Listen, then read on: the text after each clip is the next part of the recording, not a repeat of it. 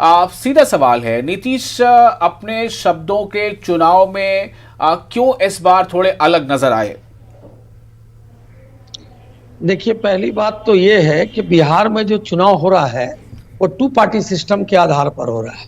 या तो एनडीए है या फिर यूपीए गठबंधन है। तीसरे चौथे लोग हैं, उनकी कोई शनाख्त बिहार में नहीं।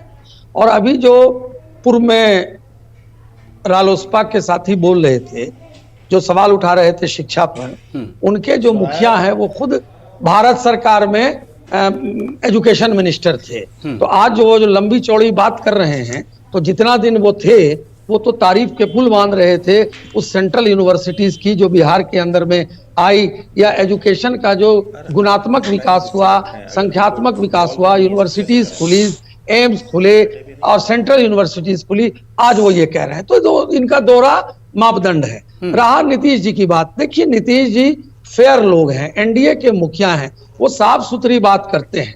अगर मान लीजिए कि जो हमने विकास किया है और जो पैमाना आज बिहार के अंदर लाख कुछ बोल रहे हैं, लेकिन महात्मा गांधी के बाद अगर शराबबंदी बिहार में हुई तो ये फैमिली डिसऑर्गेनाइजेशन, सोशल डिसऑर्गेनाइजेशन और खास करके जो अनऑर्गेनाइज सेक्टर के मजदूर जो कमाते थे 200 और शराब पी लेते थे और घर में आकर के पारिवारिक हिंसा करते थे, उसमें कमी आई। शराबबंदी से रोड एक्सीडेंट में कमी आई, ये बिल्कुल तय बात है। महिला सशक्तिकरण हुआ, महिलाओं को पंचायत में आप मेरे सवाल का जवाब नहीं दे रहे हैं, फिर मैं बीच में कहूंगा तो आपको गुस्सा आ जाता है।